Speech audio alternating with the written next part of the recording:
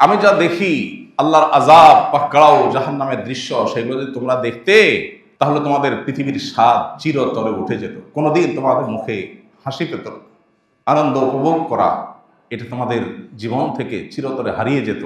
তোমরা বাসায় বাড়িতে আনন্দে দুনিয়ার ভোগ বিলাস, নারী, এই সব কিছুর যে আনন্দ তৃপ্তি, এগুলো থেকে চিরকালের জন্য তোমরা হারিয়ে যেতে যদি তোমরা দেখতে আমি যা দেখি, আমি যা শুনি। রজব মাস আসলেই আমাদের স্মৃতিতে ভেসে ওঠে মেয়ারাজের কথা। আমাদের সমাজের মানুষের কাছেও রজব মাসটি মেয়ারাজের মাস হিসাবে সর্বাধিক পরিচিত।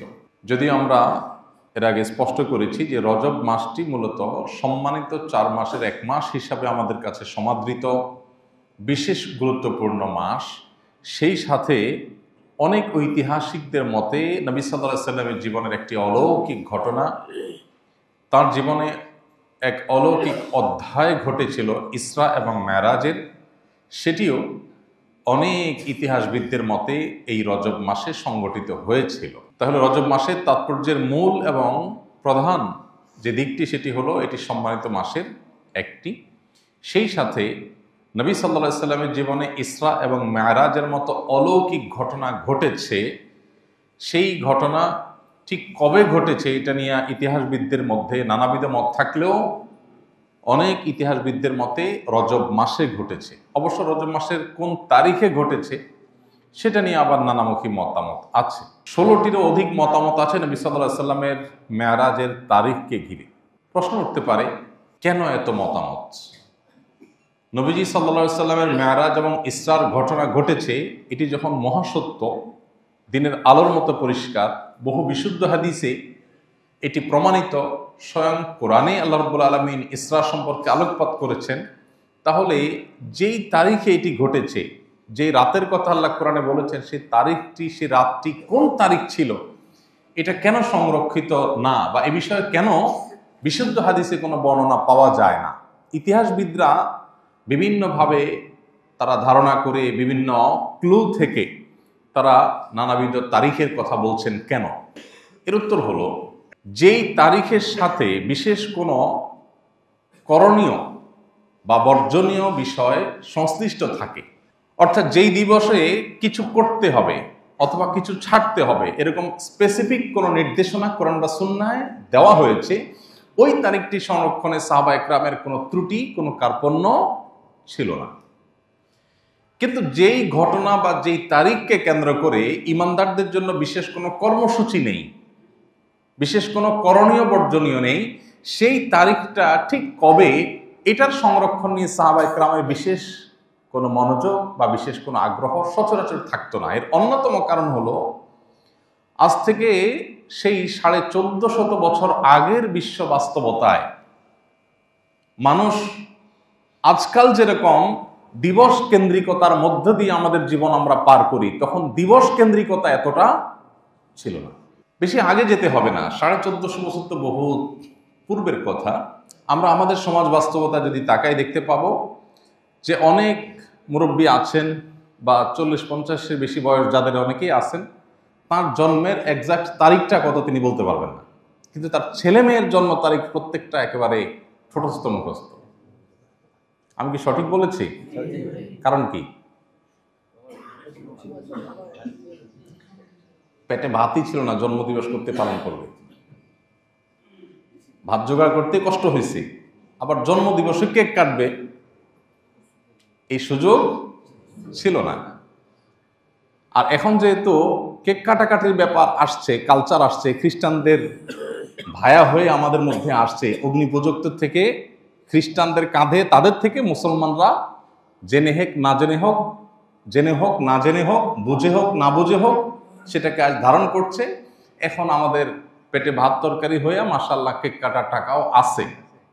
যেহেতু আছে, অতএব ছেলে কবে জন্ম নিল, মেয়ে কবে জন্মদিন হলো, জন্মদিবস উপলক্ষে তাকে উইশ করা, এগুলো এখন আমাদের জীবনের বাস্তবতায় পরিণত হয়েছে। এছাড়াও যেহেতু অফিসিয়ালি জন্ম নিবন্ধন করতে হয়, পাসপোর্ট বানাতে হয়, সার্টিফিকেটের জন্য স্কুল কলেজে মাদ্রাসায় দিতে হয়, সেজন্য খুব সঙ্গত কারণেই এখন জন্মের তারিখটা আমরা সংরক্ষণ করছি, অথচ আমরা অনেকে আছে যে নিজের জন্ম তারিখটা কবে এটা আমরা বলতে পারবো না, কারণ তখন এতটা নিড এটার ছিল না।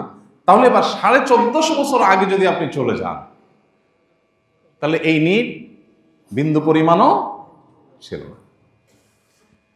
এই কারণে সাহাবায়ে কেরাম যেটা সংরক্ষণ করা দরকার ওইটা করতে কোনো কার্পণ্য করতেন না। নবী করিম সাল্লাল্লাহু আলাইহি ওয়াসাল্লামের কোনো হাদিস, দীর্ঘ হাদিস, অনেকগুলো পয়েন্ট বলেছেন, এমন মনোযোগ নিয়ে সাহাবায়ে কেরাম শুনতেন যে বিভিন্ন হাদিস থেকে আবু হুরায়রা রাদিয়াল্লাহু তাআলা আনহু অন্যান্য সাহাবীদের হাদিস শ্রবণে তাদের মনোযোগিতাকে স্পষ্ট করতে গিয়ে, বোঝাতে গিয়ে উদাহরণ দেওয়া হয়েছে যে একটা গাছের উপর যেরকম পাখি এসে বসে, সাহাবীরা এরকম পিনপতন নীরব হয়ে, এরকম পরিপূর্ণ স্তব্ধ হয়ে, নড়াচড়া বাদ দিয়ে, শতভাগ মনোযোগ দিয়ে, ফোকাস দিয়ে নবী সাল্লাল্লাহু আলাইহি ওয়াসাল্লামের কথা শুনতেন, যে পাখির জন্য এটা অনুমান করা কঠিন হতো যে এটা মানুষ না কোনো গাছ।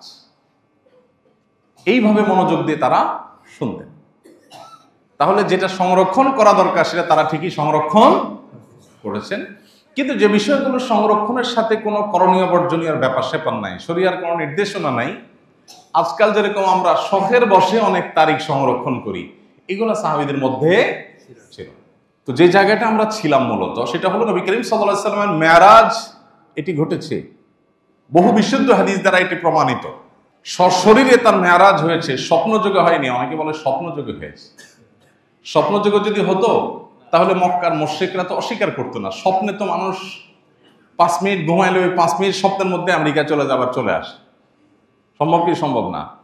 নবী সাল্লাল্লাহু আলাইহি ওয়াসাল্লাম মেরাজে রাতে মক্কা থেকে বাইতুল মাকদিস, সেই সুদূর ফিলিস্তিন মক্কা থেকে, সেখান থেকে আবার ঊর্ধ্বাকাশ হয়ে সপ্তাকাশ একটা একটা করে ভ্রমণ করে আসমানে গিয়ে জান্নাত জাহান্নাম দেখে, সিদরাতুল মুনতাহা, বাইতুল মামুর, বিভিন্ন নবীদের সাথে সাক্ষাৎ, সব কিছু করে আবার ব্যাক করেছেন মুহূর্তের মধ্যে, রাতের মধ্যে।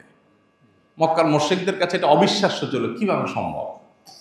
কিভাবে সম্ভব এটা তাদের বুঝতে অসুবিধা হচ্ছিল, এজন্য তারা অবিশ্বাস করেছে।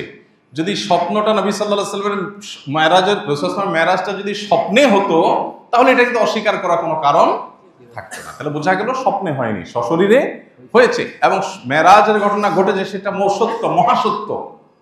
কিন্তু কোন তারিখে ঘটেছে সেই তারিখটা নির্দিষ্ট করে কোনো হাদিসে স্পষ্ট করে বর্ণিত হয় নাই। কারণ আমি এতক্ষণ ব্যাখ্যা করলাম কেন তারিখটা সংরক্ষণ হয়নি। ভাইরা আমার, তাহলে নবী সাল্লাল্লাহু আলাইহি ওয়াসাল্লামের মেরাজ হয়েছে। মেরাজের দুটি পার্ট, একটা হলো মক্কা থেকে বাইতুল মাকদিস পর্যন্ত, এটাকে বলা হয় ইসরা। এটা কোরআনে বর্ণিত হয়েছে। আল্লাহ বলেছেন সুবহানাল্লাযী আসরা বিআবদিহি লাইলাম মিনাল মাসজিদিল হারামি ইলাল মাসজিদিল আকসাল্লাযী বারাকনা হাওলা। ওই আল্লাহ পবিত্র, সকল প্রকার অভিযোগ অনুযোগ, মক্কার মুশরিকদের সন্দেহ সংশয়ের ঊর্ধ্বে, যিনি তার বান্দা মুহাম্মদ সাল্লাল্লাহু আলাইহি ওয়াসাল্লামকে রাতের কিছু অংশে, মুহূর্তের মধ্যে মক্কা থেকে অলৌকিকভাবে বাইতুল মাকদিসে, মসজিদে হারাম মক্কা থেকে বাইতুল মাকদিস, সেখানে আল্লাহ তাআলা নিয়ে গেছেন। এটুকু কোরআনে বর্ণিত আছে। সেখানে আল্লাহ তাআলা বিভিন্ন নবী রাসূলদের অলৌকিকভাবে তাদেরকে উপস্থিত করেছেন, তাদের ইমামতি নবী সাল্লাল্লাহু আলাইহি ওয়াসাল্লাম করেছেন। তারপর সেখান থেকে আল্লাহ রাব্বুল আলামিন তাকে ঊর্ধ্বাকাশ ভ্রমণ করিয়েছেন। তো একটা পার্ট তো কোরআনেই আছে, এটাকে অস্বীকার করলে ইমানই থাকবে না, আর বাকি পার্ট বিশুদ্ধ হাদিসে আছে। দেখুন, এখন মানুষ মহাকাশ ভ্রমণ করছে, মানুষ মহাশূন্য আবিষ্কার করেছে, মহাশূন্যে মানুষ গমন করছে, মহাকাশে মানুষ যাচ্ছে, সেখানে স্টেশন স্থাপন করছে। এই জিনিসগুলো আজ থেকে 1450 বছর আগের পৃথিবীর মানুষ কখনো কল্পনাও করেন। তখনকার মানুষকে যদি বলা হতো যে মানুষ চাঁদে যাবে, সবাই পাগল বলতো না? নবী করিম সাল্লাল্লাহু আলাইহি সাল্লামকে যে আল্লাহ তাআলা ঊর্ধ্বাকাশে নিয়ে গেছেন, মানুষ আল্লাহর সৃষ্টি, তার ব্রেইন, বুদ্ধি, মেধা দিয়ে যদি মানুষ মহাকাশে যেতে পারে, আরো 1000 বছর 2000 বছর পরের পৃথিবীতে মানুষ না জানি আরো কোথায় যায়, তাহলে এই মানুষের মেধার, ব্রেইনের সৃষ্টিকর্তা আল্লাহ তাআলা তার রাসূলকে মুহূর্তের মধ্যে সব কিছু করে তারপর আবার দুনিয়াতে পাঠানো কি সম্ভব না অসম্ভব? মানে এটা যে সম্ভব সেটা মানতে কি খুব জোর করে মানাইতে হয়? আজকে বিজ্ঞান যেটা পেরেছে, সম্ভব করে দিয়েছে, এটা দেখে বিজ্ঞানের সৃষ্টিকর্তা আল্লাহ তাআলা কি পারেন, তার কাছে কোনো সীমাবদ্ধতা বলতে যে কিছু নাই, সে বিষয়ে বোঝার জন্য আলহামদুলিল্লাহ আল্লাহ তাআলার দেওয়া কমন সেন্স আর সুস্থ মস্তিষ্কই যথেষ্ট। এরপরও যদি 2024-25 পৃথিবীতে এসেও যদি আমরা কেউ ইমানদার না হই, আমরা যদি কেউ ইমান আনয়ন করতে না পারি, আমাদের ইমান যদি সুদৃঢ় না হয়, আল্লাহর প্রতি অগাধ বিশ্বাস যদি না হয়, তাহলে এটা আমাদের দুর্বলতা, এটা আমাদের দুর্ভাগ্য, এটা আমাদের দুর্বলতা এবং ত্রুটি। এই জন্য আল্লাহ তাআলা ইসরার ঘটনা বলতে গিয়ে শুরুতে বলেছেন সুবহানাল্লাযী আসরা, যে আল্লাহ তাআলা রাত্রিকালীন এই অলৌকিক ঘটনা ঘটিয়েছেন। তোমরা যে সন্দেহ সংশয় করছো মক্কার মুশরিকেরা, এগুলোর থেকে আল্লাহ অনেক ঊর্ধ্বে, তোমরা চিন্তাও করতে পারো না। এগুলো আল্লাহর জন্য কোনো ইস্যুই না, কোনো ব্যাপারই না। ভাইরা আমার, তো নবী করিম সাল্লাল্লাহু আলাইহি সাল্লামকে আল্লাহ রাব্বুল আলামিন এই মেরাজের যে ঘটনা তাকে আল্লাহ তাআলা ঘটিয়েছেন তার জীবনে, এটি কেন ঘটিয়েছেন? এর একটি কারণ, অনেক কারণের ভিতরে একটি কারণ হলো, আমরা জানি নবী করিম সাল্লাল্লাহু আলাইহি সাল্লামের জীবনে একটি বছর ছিল খুব কষ্টের বছর, যে বছরকে বলা হয় আমাল হুজন, পেরেশানির বছর, কষ্টের বছর। সেই বছরটা ছিল ওই বছর যে বছরে নবী সাল্লাল্লাহু আলাইহি সাল্লাম তার ঘরের আপনজন এবং বাইরের একমাত্র আশ্রয়দাতা দুজনকে হারিয়েছেন। তার ঘরের আশ্রয়দাতা ছিলেন, ঘরে সান্ত্বনা দানকারী ছিলেন খাদিজা রাদিয়াল্লাহু তাআলা আনহা, আর বাইরের সান্ত্বনা দানকারী ছিলেন চাচা আবু তালেব। দুজনকে হারিয়েছেন। আর মক্কার মুশরিক তায়েফদের মুশরিকদের নির্যাতনে, নিষ্পেষণে ক্লিষ্ট, পরিশ্রান্ত এবং মনোবেদনায় তিনি খুব কষ্ট পাচ্ছিলেন। তার জীবনের সবচেয়ে কষ্টের বছরে আল্লাহ রাব্বুল আলামিন তাকে সান্ত্বনা দেবার জন্য, তার মনোবেদনা দূর করবার জন্য আল্লাহ তাআলা তাকে কাছে ডেকে নিয়ে গেছেন, জান্নাত দেখিয়েছেন। জান্নাত দেখার পর একজন ইমানদার, যেটা কখনো কেউ কোনোদিন দেখতে পায় না, কল্পনা করে না, এই সৃষ্টি জগতে কোনো কিছুর সাথে যেটা কোনো তুলনা চলে না, সেই জান্নাত অবলোকন করতে পারাটাও মানুষের জীবনের সবচেয়ে বড় সুখ। আল্লাহ তাআলা সেই জিনিসটা নবী সাল্লাল্লাহু আলাইহি ওয়াসাল্লামকে দান করলেন। আল্লাহর সান্নিধ্যে আল্লাহ নিয়ে গেলেন, এক একটা আসমানে এক একজন নবীর সাথে সাক্ষাৎ করালেন। তারপর আল্লাহ রাব্বুল আলামিন নবী সাল্লাল্লাহু আলাইহি ওয়াসাল্লামকে সিদরাতুল মুনতাহা, ঊর্ধ্বাকাশের শেষ সীমানা, যেখানে বিশাল বড় একটা বড়ই বৃক্ষ আছে, সেটা দুনিয়ার এই গাছগুলোর আকারের বা সাইজের না, নামে হয়তো বলেছে, তার প্রকৃতি, তার আকার, সেগুলোর সাথে এগুলোর কোনো তুলনা নেই। সেটা হলো সীমানা ঊর্ধ্বাকাশের। আল্লাহ রাব্বুল আলামিনের সৃষ্টি জগতের মধ্যে জিবরিল সহ অন্য কোনো ফেরেশতা ওইটা ক্রস করে আর আল্লাহর আরশ বা উপরে আর যেতে পারে না। আল্লাহ তাআলা সেখানেও নবী সাল্লাল্লাহু আলাইহি সাল্লামকে নিয়েছেন, তার সাথে কথোপকথন করেছেন, তাকে অনেক উপহার দিয়েছেন, নেয়ামত দিয়েছেন, আবার তাকে ফেরত পাঠিয়েছেন। এগুলো সবই ছিল ওই যে পেরেশানির বছরে তার মনোবেদনা দূর করবার জন্য আল্লাহর পক্ষ থেকে উপহার, পুরস্কার। ভাইরা আমার, প্রিয় নবী সাল্লাল্লাহু আলাইহি সাল্লাম মেরাজে কি কি দেখেছেন? প্রথমত তিনি দেখেছেন জিবরিল আলাইহিস সালামকে তার আপন আকৃতিতে, এবং নবী সাল্লাল্লাহু আলাইহি সাল্লাম জিবরিলকে তার মূল আকৃতিতে এর আগেও দেখেছেন। আল্লাহ রাব্বুল আলামিন ফেরেশতা জিবরিলকে 600 ডানা দিয়েছেন। কত ডানা? প্রত্যেকটা ডানা যতদূর মানুষের চোখ যায় ততদূর বিস্তৃত, এত বিশাল। এরকম 600 ডানা আল্লাহ তাআলা দিয়েছেন। এই বিশাল বড় সৃষ্টি আল্লাহ তাআলা তার মূল আকৃতিতে আল্লাহ তাআলা নবী সাল্লাল্লাহু আলাইহি সাল্লামকে দেখার সুযোগ দিয়েছেন এই মেরাজ। মেরাজে নবী সাল্লাল্লাহু আলাইহি সাল্লাম প্রত্যেক আকাশে এক একজন নবীর সাথে সাক্ষাৎ করেছেন। যত নবী রাসূল তাঁর আগে পৃথিবী থেকে গত হয়েছেন, আল্লাহ তাআলা তাদেরকে বিভিন্ন আকাশে উপস্থিত রেখেছেন। সেটা কি তাদের রূহের কোনো বিশেষ উপস্থিতি, না দেহ সহ রূহের কমপ্লিট উপস্থিতি, তার ধরন প্রকৃতি কি, সেটা আল্লাহ তাআলা ভালো জানেন। হাদিস থেকে শুধু আমরা এটুকু জানি যে নবী করিম সাল্লাল্লাহু আলাইহি সাল্লাম সপ্তাকাশের প্রত্যেকটি আকাশে এক বা একাধিক নবী বা রাসূলের সাথে সাক্ষাৎ করেছেন। যেমন প্রথম আকাশ যেটি, এটিতে নবী সাল্লাল্লাহু আলাইহি সাল্লাম সাক্ষাৎ করেছেন আদম আলাইহিস সালামের সাথে, আদি পিতা। দ্বিতীয় আকাশে নবী সাল্লাল্লাহু আলাইহি সাল্লাম সাক্ষাৎ করেছেন আল্লাহ নবী ঈসা আলাইহিস সালামের সাথে। তৃতীয় আকাশে নবী সাল্লাল্লাহু আলাইহি সাল্লাম সাক্ষাৎ করেছেন আরেক নবী আল্লাহ তাআলা ইউসুফ আলাইহিস সালামের সাথে। চতুর্থ আকাশে নবী করিম সাল্লাল্লাহু আলাইহি সাল্লাম সাক্ষাৎ করেছেন আল্লাহ নবী ইদ্রিস আলাইহিস সালামের সাথে। পঞ্চম আকাশে নবী করিম সাল্লাল্লাহু আলাইহি সাল্লাম সাক্ষাৎ করেছেন আল্লাহ নবী হারুন আলাইহিস সালামের কাছে সাথে। আর ষষ্ঠ আকাশে নবী সাল্লাল্লাহু আলাইহি সাল্লাম সাক্ষাৎ করেছেন মূসা আলাইহিস সালামের সাথে। এবং সপ্তাকাশে নবী সাল্লাল্লাহু আলাইহি সাল্লাম সাক্ষাৎ করেছেন ইব্রাহিম আলাইহিস সালামের সাথে। তাহলে আদম আলাইহিস সালাম, ঈসা আলাইহিস সালাম, ইউসুফ আলাইহিস সালাম, ইদ্রিস আলাইহিস সালাম, হারুন আলাইহিস সালাম, মূসা আলাইহিস সালাম এবং ইব্রাহিম আলাইহিস সালাম, সাত আকাশে সাতজন বড় এবং বিশিষ্ট নবী রাসূলদের সাথে নবী সাল্লাল্লাহু আলাইহি ওয়াসাল্লাম সাক্ষাৎ করেছেন। এই সাক্ষাতে তাদের সাথে মত বিনিময়ের, তাদের সাথে কুশল বিনিময়ের, তাদের কাছ থেকে দোয়া লাভ করার নানাবিধ সৌভাগ্যে নবী সাল্লাল্লাহু আলাইহি ওয়াসাল্লামকে আল্লাহ তাআলা ধন্য করেছেন। তৃতীয়ত নবী সাল্লাল্লাহু আলাইহি ওয়াসাল্লাম এই মেরাজে হাউজে কাউসার যেটি আল্লাহ তাআলা তাকে দান করবেন কিয়ামতে, তার সুন্নাহর অনুসারী যারা বিদআত এবং শিরক থেকে যারা বেঁচে থাকেন সেই ইমানদারদেরকে নবী সাল্লাল্লাহু আলাইহি ওয়াসাল্লাম যে হাউজ থেকে নিজে হাতে পান করাবেন, যে হাউজে কাউসারের অগণিত পান করার বিশাল ব্যবস্থাপনা থাকবে। সকল ইমানদারদেরকে আল্লাহ তাআলা সেখান থেকে, নবী সাল্লাল্লাহু আলাইহি ওয়াসাল্লামের সুন্নাহর অনুসারীদেরকে আল্লাহ তাআলা সেখান থেকে পানি পান করাবেন। যে সে পানি পান করবে লা ইয়াজমাউ আবাদা, জান্নাতে প্রবেশের আগ পর্যন্ত তার আর কখনো পিপাসা পাবে না। অথচ কিয়ামতে সূর্য মানুষের খুবই নিকট অবস্থান করবে, যার কারণে পিপাসায় মানুষ পাগল পড়া থাকবে, কিন্তু মৃত্যু আসবে না। ওই সময়টাতে আল্লাহ তাআলা যে হাউজে কাউসার দান করবেন নবীজিকে, মেরাজে সে হাউজে কাউসার তাকে দেখিয়েছেন। এটা অনেক বড় সৌভাগ্য এবং নেয়ামত ছিল তার জন্য। 4 নম্বর যে জিনিসটি দেখেছেন তা হলো জান্নাতের কিছু দৃশ্য, জাহান্নামের কিছু দৃশ্য আল্লাহ তাআলা তাকে দেখিয়েছেন। কি হতে পারে? এখন প্রশ্ন উঠতে পারে, জান্নাত জাহান্নাম কি অলরেডি সৃষ্ট? উত্তর হলো হ্যাঁ। এটাই আহলে সুন্নাহ ওয়াল জামার আকীদা। কোরআন এবং সুন্নাহ এটাই বলে যে জান্নাত এবং জাহান্নামকে আল্লাহ তাআলা সৃষ্টি করেছেন, ইতোমধ্যে সেটা সৃষ্টি হয়ে আছে।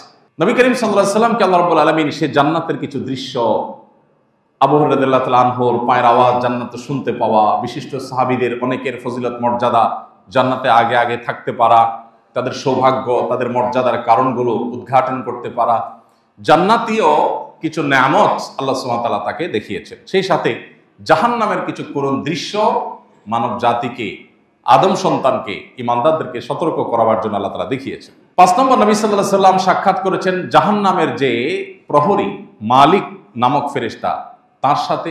তিনি ছাড়াও অন্যান্য অনেক ফেরেশতার সাথে নবী সাল্লাল্লাহু আলাইহি ওয়াসাল্লামকে আল্লাহ তাআলা সাক্ষাৎ ঘটিয়েছেন মেরাজের মাধ্যমে। এবং 6 নম্বরে নবী সাল্লাল্লাহু আলাইহি ওয়াসাল্লাম এই সফরে বাইতুল মামুর ভিজিট করেছেন। বাইতুল মামুর হলো ঊর্ধ্বাকাশে একটি মসজিদ, যেই বাইতুল মামুর, এইটা আল্লাহ রাব্বুল আলামিন মক্কার কাবার ঠিক বরাবর আল্লাহ তাআলা যার অবস্থান রেখেছেন। এই মসজিদের বিশালতা এত বড়, যেখানে আল্লাহর ফেরেশতারা প্রতিবারে প্রবেশ করলে 70,000 ফেরেশতা সেখানে সালাত আদায় করেন। ফেরেশতাদের আকৃতি অবশ্য হাদিসে এখানে উল্লেখ করা হয়নি যে কি আমাদের মতো আকৃতি 70,000 নাকি ওই যে জিবরিলের মতো আকৃতি 70,000, সেটা আল্লাহ তাআলা ভালো জানেন। তো 70,000 ফেরেশতা একসাথে যারা সালাত আদায় করেন, তারা একদিন যারা সালাত আদায় করে বের হন, সেখান থেকে নামাজ পড়ে বের হন, কিয়ামত পর্যন্ত তারা আর সেখানে ঢোকার সুযোগ পান না। এরপরে নতুন 70,000 ঢুকে। এইভাবে আল্লাহ তাআলার ফেরেশতাদের সংখ্যা কত একমাত্র আল্লাহ তাআলা ভালো জানেন। তো এই জন্য নবী সাল্লাল্লাহু আলাইহি ওয়াসাল্লামকে আল্লাহ তাআলা বাইতুল মামুর সাক্ষাৎ করার সুযোগ দিয়েছেন।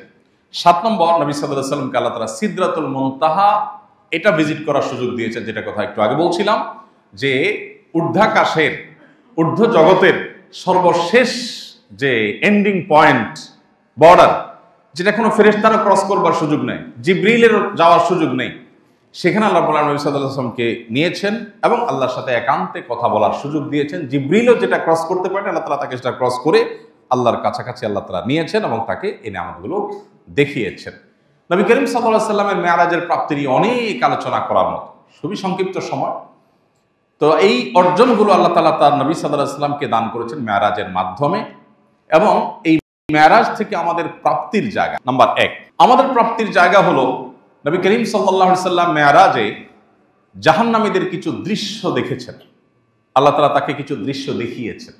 সেই দৃশ্যটা দুনিয়াতে যেরকম ডামি ক্লাস হয়, ডামি অনেক কিছু হয়, হতে পারে জাহান্নামের ওইরকম একটা চিত্র যে এমন হবে সেটা আল্লাহ তাআলা দেখিয়েছেন, আবার হতে পারে আল্লাহ তাআলা মূল এবং হাকিকতটাই দেখিয়েছেন। এর প্রকৃত রূপ কেমন ছিল, আলমুল গায়ব এবং অদৃশ্যের জগৎ সম্পর্কে কোরআন সুন্নাহ যতটুকু বলে আমরা ততটুকু শুধু ঈমান আনি, এর ডিটেইল আমরা নিজেদের থেকে ব্যাখ্যা করার সুযোগ থাকে না। তো নবী সাল্লাল্লাহু আলাইহি সাল্লাম জাহান্নামে যা দেখেছেন সেখান থেকে আমাদের শিক্ষা গ্রহণ করবার সুযোগ আছে। যেমন মেরাজে আল্লাহর হাবিব সাল্লাল্লাহু আলাইহি সাল্লাম যখন ফেরেশতার সাথে জাহান্নামের বিভিন্ন দৃশ্য দেখছেন, এর মধ্যে একটা দৃশ্য হলো যে তিনি দেখতে পাচ্ছিলেন যে কিছু মানুষ তারা তাদের হাতে যে নখগুলো, এই নখগুলো সাধারণ আমাদের দুনিয়াতে যেরকম নখ থাকে এরকম পাতলা বা এতটা সাধারণ পর্যায়ের নখ না, সে নখগুলো দেখতে পাচ্ছেন জাহান্নামে কিছু লোক তাদের নখগুলো হলো সবগুলো পিতলের, খুব শক্তিশালী, খুব ধারালো, ভয়ঙ্কর। এগুলো দিয়ে তারা তাদের চেহারা এবং বুককে তারা ছিঁড়ে ফেলছে, রক্তাক্ত করে ফেলছে। এটা অটোমেটিক, এটা সুস্থ স্বাভাবিক মানুষ তো নিজের চেহারা নিজের বুক আশ্রাবে না, কিন্তু এমনভাবে আল্লাহ তাআলা তাদের শাস্তি দিচ্ছেন যে তাদের এই হাত দিয়ে তাদের মুখ এবং বুককে তারা ছিঁড়ে ফেলছে, আবার সেটা স্বাভাবিক হচ্ছে, আবার ছিঁড়ে ফেলছে। এইভাবে এই শাস্তির মধ্যে তারা ডুবে আছে, এটা অটো হয়ে গেছে, আল্লাহ তাআলা ওইভাবে সেট করে ফেলেছেন তার জন্য। এই শাস্তি তাদের চলছে। নবী সাল্লাল্লাহু আলাইহি সাল্লাম সেখানে থামলেন, ফেরেশতাকে জিজ্ঞাসা করলেন, এই করুণ পরিণতি যাদের হচ্ছে এরা কারা, কি অপরাধে তাদের এই শাস্তি হচ্ছে? তখন নবী সাল্লাল্লাহু আলাইহি সাল্লামকে ফেরেশতারা জানালেন, এরা হলেন সেই সকল মানুষ যারা পৃথিবীতে মানুষের চরিত্র হনন করত, মানুষের অগোচরে মানুষকে নিয়ে সমালোচনা করে মজা পেত, গীবত শিকায়েত করত, মানুষের সম্মান হানি করত, মর্যাদা নষ্ট করত, মানুষকে অপমান অপদস্থ করত, মিথ্যা মানুষের বিরুদ্ধে নানাবিধ কথা তারা রটাতো, এগুলোতে তারা এনজয় করত, মজা পেত। আজ আল্লাহর তরফ থেকে তাদের জন্য এই শাস্তি, এবং এই শাস্তি তাদের জন্য চলমান থাকবে। এরপর নবী করিম সাল্লাল্লাহু আলাইহি সাল্লাম আরেকটা দৃশ্য দেখলেন, সেটা হলো কিছু লোক তাদের ঠোঁট কাটা হচ্ছে আগুনের কেচি দিয়ে, একটা কেচি আগুনের, সেই কেচি দিয়ে ঠোঁট কাটা হচ্ছে, কেটে ফেলা হচ্ছে, কষ্টে চিৎকার চেঁচামেচি, আবার সেটা জোড়া লেগে যাচ্ছে, আবার কাটা হচ্ছে, এভাবে অনবরত এই শাস্তির মধ্যে তারা নিপতিত। নবী করিম সাল্লাল্লাহু আলাইহি সাল্লাম জিজ্ঞাসা করলেন ফেরেশতাকে যে এরা কারা? তখন ফেরেশতা বললেন, এরা হলো সেই সকল মানুষেরা যারা পৃথিবীতে মানুষকে অনেক লম্বা লম্বা নসিহত করত, উপদেশ দিত, মানুষকে কোরআন এবং হাদিসের কথা বলে সতর্ক করত, মানুষকে আল্লাহ ভীতি সৃষ্টি করার জন্য বলতো, কিন্তু তারা নিজেরা সেটার উপর আমল করত। আল্লাহ তাআলা আমাদেরকে জাহান্নামের আযাব থেকে রক্ষা পাওয়ার তৌফিক দান করুন। ইয়াকুলুনা মা লা ইয়াফআলুন, তারা বলার সময় মানুষকে অনেক কথা বলে, নিজে আমল করে না। এই রোগ আমাদের অনেকের মধ্যেই আছে। এই রোগের সবচেয়ে বড় কাস্টমার বা এই রোগের সবচেয়ে বড় আতঙ্কের জায়গা রোগী হলেন আলেম ওলামারা, হাফেজরা, কারি সাহেবরা। আর আমরা যারা সাধারণ মানুষ আছি, আমরাও মানুষকে যে কথা বলি সেটা নিজে আমরা আমল করি না। আল্লাহ বলেছেন, আতা'মুরুনা আন-নাসা বিল বিররি ওয়া তানসাউনা আনফুসাকুম, মানুষকে ভালো কাজের কথা বলো আর নিজেকে ভুলে যাও, নিজে সে কাজটা করো না। এর ভয়ঙ্কর শাস্তি। সাল্লাল্লাহু আলাইহি সাল্লাম এই দৃশ্য দেখেছেন যে কিছু মানুষ আল্লাহর কিতাব তারা পড়ে কিন্তু আমল করে না, মানুষকে বলে নিজের আমল করে না। আল্লাহ তাআলা সেই দুর্ভাগ্য মানুষদের কাতারে যেন আমাদেরকে শামিল না করেন। আল্লাহ যেন আমাদেরকে সেখান থেকে আল্লাহ তাআলা হেফাজতে রাখেন, আপন অনুগ্রহে যেন আল্লাহ তাআলা আমাদেরকে জাহান্নামের আযাব থেকে রক্ষা করেন। এরপর নবী করিম সাল্লাল্লাহু আলাইহি সাল্লাম আরেকটা দৃশ্য দেখতে পেলেন, সেটি হলো কিছু লোক তারা জাহান্নামে রক্তের সমুদ্রে তারা হাবুডুবু খাচ্ছে, আর একটা পার্ট থেকে একজন ফেরেশতা আল্লাহ নিয়োজিত ফেরেশতা পাথর নিক্ষেপ করছে। এই পাথরগুলো নিক্ষেপ করে করে যখনই তারা কাছে আসতে চাচ্ছে, আবার পাথর নিক্ষেপ করে তাদেরকে দূরে সরাই দেওয়া হচ্ছে। এভাবে তাদের শাস্তি চলছে যে রক্তের সমুদ্রে তারা হাবুডুবু খাচ্ছে, আর পাথরের আঘাতে তারা রক্ত রঞ্জিত হচ্ছে, কষ্ট পেয়ে যাচ্ছে, কিন্তু তাদের মৃত্যু আসছে না। এইরকম পরিস্থিতিতে এই মানুষগুলোর যখন শাস্তি হচ্ছে, নবী করিম সাল্লাল্লাহু আলাইহি সাল্লাম সেটা দেখে ফেরেশতাদের জিজ্ঞাসা করলেন, এরা কারা? তখন ফেরেশতারা বললেন, এরা হলো সেই লোক যারা পৃথিবীতে সুদের কারবার করত, তাদের বুক কাঁপত না। আল্লাহ তাআলা যেটাকে এত জঘন্য হারাম ঘোষণা করেছেন সেটা তারা অবলীলায় করত। এই সুদখোরদেরকে, সুদের কারবার যারা করেছে তাদেরকে এভাবে শাস্তি দেওয়া হচ্ছে। এভাবে নবী করিম সাল্লাল্লাহু আলাইহি ওয়াসাল্লাম মেরাজে জাহান্নামীদের বিভিন্ন দৃশ্য এবং চিত্র তিনি দেখেছেন। তাকে অবলোকন করবার সুযোগ আল্লাহ তাআলা দিয়েছেন যেন তিনি আমাদেরকে সতর্ক করেন। তিনি সতর্ক হন। তিনি এই জন্য বলেছেন, ইন্নী আরা মা লা তারাউন আসমাউ মা লা তাসমাউন। আমি যা দেখি তোমরা তা দেখো না, আমি যা শুনি বা শুনেছি তোমরা তা শুনো না। আমি যা দেখি আল্লাহর আযাব বা কাড়াও জাহান্নামের দৃশ্য, সেগুলো যদি তোমরা দেখতে তাহলে তোমাদের পৃথিবীর স্বাদ চিরতরে উঠে যেত। কোনোদিন তোমাদের মুখে হাসি পেত না। আনন্দ উপভোগ করা এটা তোমাদের জীবন থেকে চিরতরে হারিয়ে যেত। তোমরা বাসায় বাড়িতে আনন্দে দুনিয়ার ভোগ বিলাস নারী এই সব কিছুর যে আনন্দ তৃপ্তি এগুলো থেকে চিরকালের জন্য তোমরা হারিয়ে যেতে যদি তোমরা দেখতে আমি যা দেখি, আমি যা শুনি। আল্লাহ তাআলা আমাদেরকে শিক্ষা গ্রহণ করবার তৌফিক নসিব করুন। নবী করিম সাল্লাল্লাহু আলাইহি সাল্লামকে মেরাজে আল্লাহ রাব্বুল আলামিন আরো অনেক জিনিস দিয়েছেন যেগুলো সংক্ষিপ্ত সমালোচনা করা সম্ভব নয়। 5 ওয়াক্ত নামাজ আমরা জানি মেরাজ থেকে তিনি পেয়েছেন। তার আগ পর্যন্ত 5 ওয়াক্ত নামাজের বিধান এই উম্মতের জন্য ছিল না। আল্লাহ তাআলা নবী সাল্লাল্লাহু আলাইহি সাল্লামের সাথে একান্ত আলাপচারিতার পর তাকে 5 ওয়াক্ত নামাজ দিয়েছেন। তবে প্রথমত এটি 50 ওয়াক্ত ছিল। 50 ওয়াক্ত নামাজ দিয়ে যখন পাঠালেন, তিনি ফিরে এসেছেন। মুসা আলাইহিস সালামের সাথে সাক্ষাৎ হলো। যখন ফিরে আসছেন, মুসা আলাইহিস সালাম বললেন, 50 ওয়াক্ত নামাজ আপনার উম্মতের জন্য কঠিন হয়ে যাবে, তারা পারবে না। দিনে 50 ওয়াক্ত নামাজ পড়তে গেলে তারা কিছু করতে পারবে না। আল্লাহর এই কঠিন এই নির্দেশ মানাটা তাদের জন্য কঠিন হয়ে যাবে। এরা দুনিয়ার প্রতি অনেক আকৃষ্ট হবে, অনেক কাজে ব্যস্ত হয়ে যাবে। আপনি আল্লাহর কাছে যান, কমায় নেন। নবীজি আল্লাহর কাছে ফেরত আসলেন, বলেন, আল্লাহ আমার উম্মতের জন্য এটা কষ্ট হয়ে যাবে, আপনি আর একটু কমায় দেন দায়িত্ব।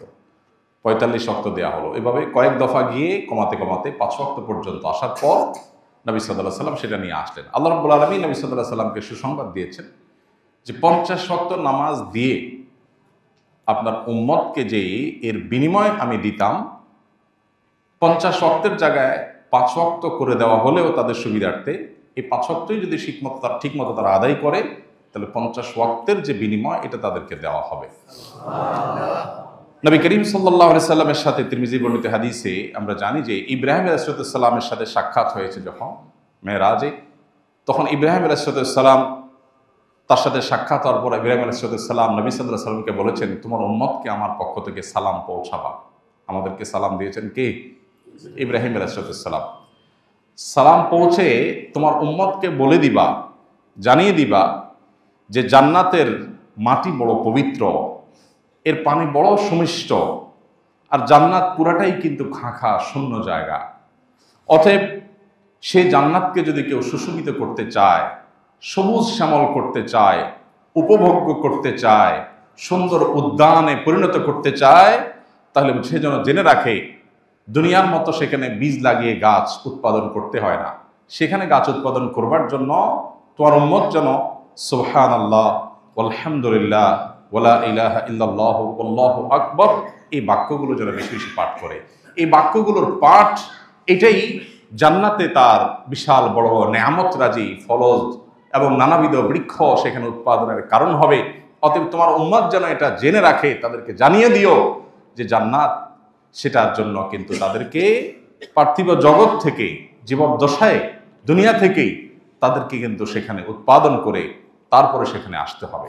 এই বার্তা নবী সাল্লাল্লাহু আলাইহি সাল্লামকে ইব্রাহিম আলাইহিস সালাম দিয়েছেন আমাদের উদ্দেশ্যে। বিধায় এখান থেকে শিক্ষা গ্রহণ করে আমরা বেশি বেশি তাসবিহ, অবসর সময়ে আল্লাহর পবিত্রতা জ্ঞাপন, আল্লাহর একত্ববাদের স্বীকৃতি, আল্লাহর বড়ত্ব বর্ণনা এবং আল্লাহর প্রশংসা, এই বাক্যগুলো আমরা বেশি বেশি পাঠ করব। সুবহানাল্লাহি ওয়ালহামদুলিল্লাহ ওয়ালা ইলাহা ইল্লাল্লাহু আল্লাহু আকবার। আল্লাহ তাআলা আমাদেরকে এই সব বাক্যগুলোকে বেশি বেশি অন্তর থেকে মহব্বতের সাথে উচ্চারণ করার, অন্তর থেকে ধারণ করার তৌফিক দান করুন। নবী করিম সাল্লাল্লাহু আলাইহি সাল্লাম তার এই মেরাজ থেকে আমাদের শেখার বিষয় অনেক। তার জীবনের সবচেয়ে কষ্টের বছরও আল্লাহ তাআলা তার জন্য সান্ত্বনার ব্যবস্থা রেখেছেন। আল্লাহ যে কোরআনে বলেছেন, ইন্না মাআল উসরি ইউসরা, নিশ্চয়ই মানুষের কষ্টের পরই কষ্টের সাথেই সুখ থাকে।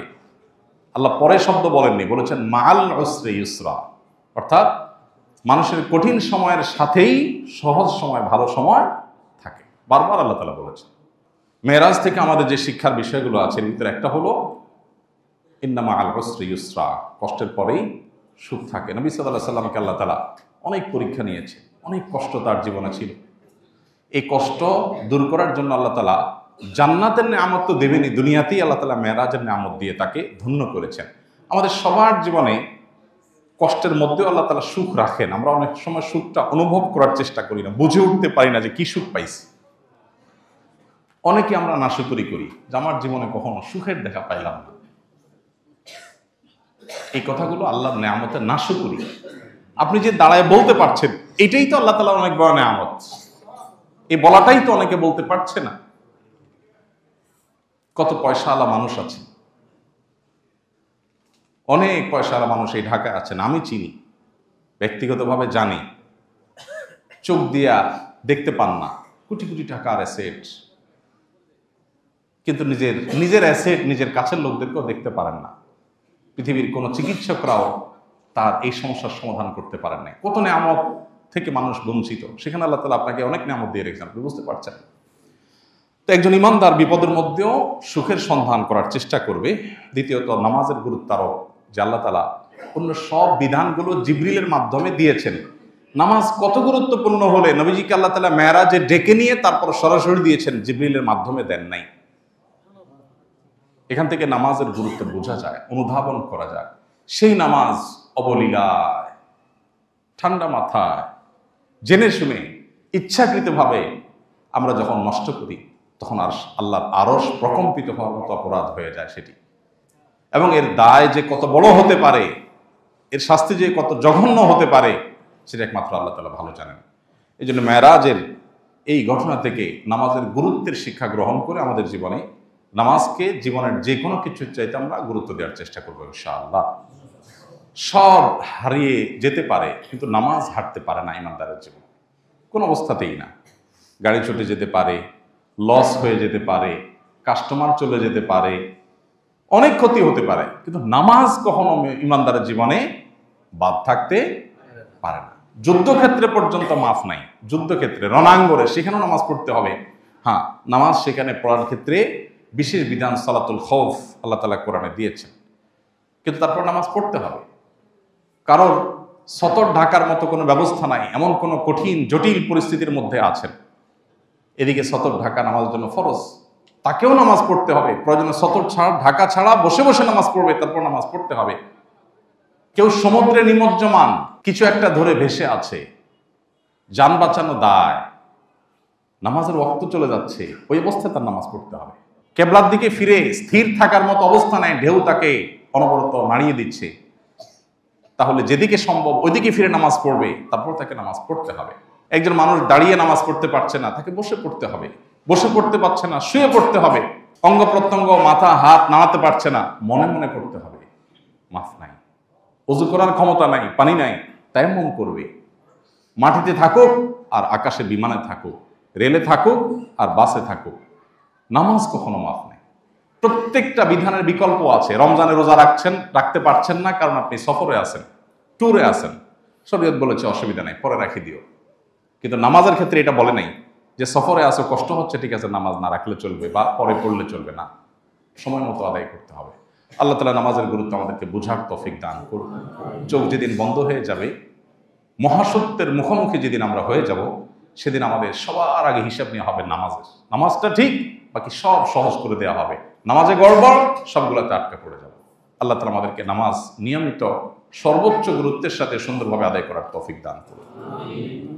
নবী করিম সাল্লাল্লাহু আলাইহি ওয়াসাল্লাম তার মর্যাদা ও মেরাজের ঘটনা থেকে ফুটে উঠে আল্লাহর কাছে তিনি কত সম্মানিত, কত মর্যাদা তার, যে আল্লাহ তাআলা তাকে মেরাজ এবং ইসরার মতো নেয়ামত দিয়েছেন, তার কাছে নিয়েছেন। কোন নবী রাসূলকে আল্লাহ তাআলা এই নেয়ামত দেন নাই। মুসা আলাইহিস সালামের সাথে আল্লাহ কথোপকথন করেছেন, সেজন্য তিনি কালিমুল্লাহ। ঈসা আলাইহিস সালামকে আল্লাহ তাআলা বিশেষ বৈশিষ্ট্য দিয়েছেন, মাতৃকোলে কথা বলার শক্তি দিয়েছেন। তুর পাহাড়ে মুসা আলাইহিস সালামকে নিয়েছেন, এক এক নবীকে এক এক মর্যাদা দিয়েছেন। মুহাম্মদ সাল্লাল্লাহু আলাইহি সাল্লাম একমাত্র নবী, একমাত্র রাসূল, যাকে আল্লাহ তাআলা স্বয়ং তার কাছে নিয়ে সম্মানিত করেছেন, মর্যাদা দিয়েছেন। এখান থেকে তার মর্যাদা আল্লাহর কাছে কত বেশি, তার শ্রেষ্ঠত্ব যে সবার উপরে, সেটি খুব পরিষ্কারভাবে বুঝে আসে। আল্লাহ তাআলা আমাদেরকে মেরাজের ঘটনাবলী থেকে শিক্ষা গ্রহণ করার তৌফিক দান করুন। আসুন্নাহ ফাউন্ডেশন, উম্মার স্বার্থে সুন্নাহর সাথে।